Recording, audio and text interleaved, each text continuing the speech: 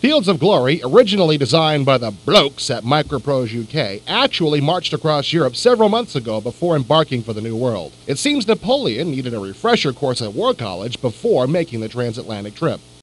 Fields of Glory covers the epic struggle surrounding the apocalyptic Battle of Waterloo, pitting Napoleon's troops against the Duke of Wellington's combined Anglo-Allied armies and the Prussians led by General Blücher. Set amidst the muddied fields near Waterloo, Belgium in June of 1815, Fields of Glory covers the entire scope of the campaign by replaying the infamous conflict along the lines of 6 separate actions. You can choose to command the forces of either side. You must then choose from one of 5 realism or intelligence levels to be used by your computer opponent. The game provides players with 3 very different options for the deployment of their armies, ranging from the historically accurate to the more open-minded free placement variants. The command structure in Fields of Glory provides players with a varying degree of control over their forces. The game makes use of an extensive database which religiously lists all of the units, their leaders, and subordinate commanders that took part in the battles. Field of Glory's graphics are beautifully rendered in a crisp 256 color VGA palette. The countryside is certainly a sight to behold, especially when one samples the highest magnification level. The battlefield terrain is lavishly depicted using handsome representations of farmhouses, churches, streams, bridges, roads, and the occasional odd piece of shrubbery. The combatants are treated with an equivalent degree of loving attention. All of the multicolored formations surrealistically dot the landscape like hand-painted lead soldiers set atop a miniature battlefield. The uniforms convey all the pomp and ceremony of 19th century warfare. 3 separate viewing modes are available to view the unfolding events. At the 8-mile magnification, commanders rely on various command flag icons. At the 4-mile level, the main battle screen zooms down upon individual units, depicted as miniature congregations of foot soldiers, cavalry, artillery pieces, and commanders' pennants. The 1-mile magnification further refines the feel for the tactical dispositions of the troops, but makes it harder to deploy your armies.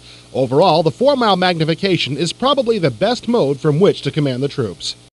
A simple interface controls the overall ebb and flow of the game. By simply pointing and clicking, a commander can give his units their marching orders virtually on the fly, an important consideration since Fields of Glory runs as a real-time wargame. Once the marching orders have been issued, individual commanders report in on their progress. Messenger-delivered reports indicate various commanders' positions, strengths, and the extent of their unit's casualties. These messages can either be answered or ignored. Additionally, pop-up menus periodically appear indicating when friendly and enemy leaders have fallen in battle. Fields of Glory also employs a number of special effects. When orders are issued, trumpeters herald each unit's deployment. As opposing troops become engaged in battle, soldiers take aim and present a steady stream of musket fire. Cannons angrily explode, and in time, soldiers on either side fall out as casualties mount. At the end of each scenario, a staff officer's report lists the result of your actions, including the extent of casualties inflicted and suffered, as well as how one has fared in relation to the actual historical results. Overall success or failure is determined by comparing point totals that are garnered from damage inflicted upon the enemy and the securing of certain key geographical objectives. And now a word from our sponsors.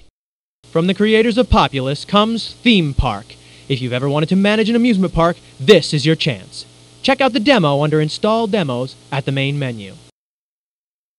You've seen his games, you've played out his fantasies, now listen to what he has to say. Lord British talks to IE. Check it out under the Features section in the main menu or the Interactive Interviews section in the table of contents. And now, back to the action.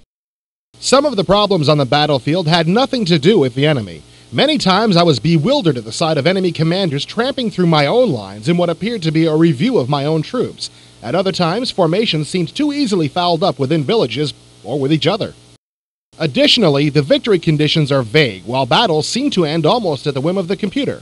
Movement from one end of the battlefield to the other is painfully slow, and too much battlefield intelligence is available. Also, lingering clouds of smoke and mist have been remarkably excluded from the game. Perhaps there were some off-board fans in my review copy.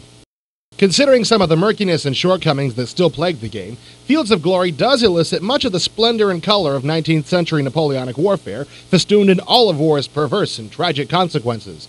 While some may find fault with Fields of Glory's AI, available acumen, and rather simplistic combat system, I still found it refreshing.